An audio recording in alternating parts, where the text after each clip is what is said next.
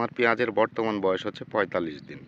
এখন ৪৫ দিন থেকে ৬০ দিন পর্যন্ত আমাকে পেঁয়াজ একেবারে নীরোগ রাখতে হবে, অর্থাৎ পেঁয়াজে যেন কোনো ধরনের আপনার রোগ জীবাণু কিংবা কোনো পোকামাকড়ের আক্রমণ না হয়। কারণ ৬০ দিন পর থেকে আমার পেঁয়াজের এই যে হচ্ছে গোড়ার অবস্থা, ৬০ দিন পর থেকে আমার পেঁয়াজটা নামতে আরম্ভ করবে, আরও মোটা করতে হবে। এই ১৫টা দিন যদি আমার পেঁয়াজ সুস্থ থাকে তাহলে পেঁয়াজের গোড়া আরও মোটা হবে।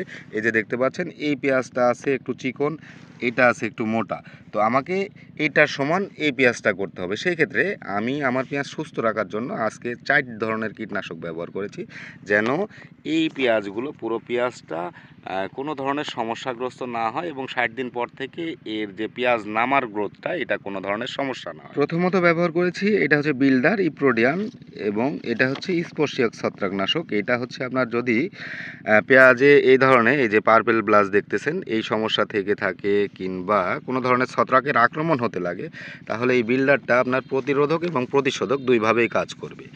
আর পরেরটা হচ্ছে ডেকোনিল হেকেম বাংলাদেশের, এটা একটা বাংলাদেশের খুবই পরিচিত ওষুধ কীটনাশক। এর প্রধান উপাদান হচ্ছে ক্লোথারালিন। এটা ফাঙ্গিসাইড বা ছত্রাকনাশক দুই হিসাবেই কাজ করে। এটা লেড ব্লাইটের ক্ষেত্রে পেঁয়াজের সর্বপ্রথমে কাজ করে। তারপরের কথা হচ্ছে যে এইটা একটি ফাঙ্গিসাইড কীটনাশক। এটা বিভিন্ন ধরনের পোকামাকড়ের ক্ষেত্রে এই ডেকোনিলটা আপনার কাজ করবে।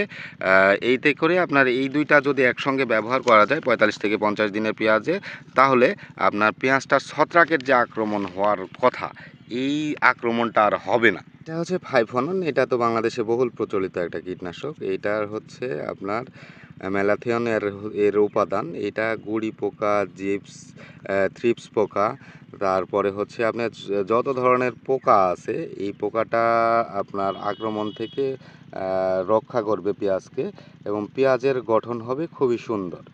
আমি ব্যবহার করেছি হচ্ছে স্কোর সিনজেন্টা বাংলাদেশের, এটা হচ্ছে 250 ইসির একটা কীটনাশক। এটার প্রথম কাজ হচ্ছে পেঁয়াজের পার্পেল ব্লাস্ট। তারপর একটা গোপনীয় কাজ হচ্ছে পেঁয়াজকে শার্ট করতে, অর্থাৎ পেঁয়াজ অনেক সময় দেখা যায় যে আপনার নুয়ে গেছে, পেঁয়াজের স্বাস্থ্যগত দিক থেকে আপনার পড়ে যাচ্ছে। এই সমস্যাগুলো সমাধানের জন্য অর্থাৎ পেঁয়াজকে টন টাইট করার জন্য স্কোর ব্যবহার করা যায়।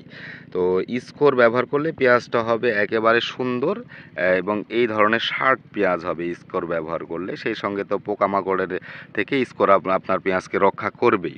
তো ৪৫ থেকে ৫৫ দিন ৬০ দিনের আগ পর্যন্ত এই কীটনাশকগুলো আপনারা ব্যবহার করতে পারেন। আমি আমার নিজ জমিতে প্রয়োগ করার পরে আপনাদেরকে এই ভিডিওটা তৈরি করে, আমি যে ভিডিওগুলো তৈরি করি এগুলো আমার নিজের পেঁয়াজ সর্বপ্রথমে স্প্রে করি, তারপরে আপনাদের ভিডিও তৈরি করা হয়। সেই ক্ষেত্রে আপনাদের যদি আমার পরামর্শ ভালো লাগে তাহলে আমাদের এই দেখানো কীটনাশকগুলো ব্যবহার করতে পারেন।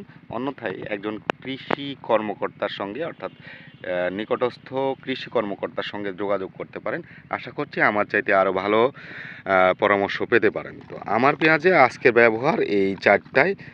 এটা হচ্ছে আমার 7 নাম্বার স্প্রে। তো 7 নাম্বার স্প্রেতে আমি এই 4টা একসঙ্গে ব্যবহার করলাম যেন আমার পেঁয়াজগুলো নিরোগ থাকে, অর্থাৎ রোগবিহীন থাকে। রোগ যদি মুক্ত থাকে তাহলে 60 দিন পর থেকে আমার এই যে মোটা গোড়াটা এই গোড়াটা আরও সুন্দর হবে এবং পেঁয়াজ নামতে খুবই সহায়তা করবে। আশা করছি আমাদের ভিডিওটি যারা নতুন পেঁয়াজ চাষ করবেন তাদের জন্য উপকারী হবে। যদি ভালো লেগে থাকে তাহলে পরবর্তী ভিডিওর জন্য অবশ্যই অপেক্ষা করবেন।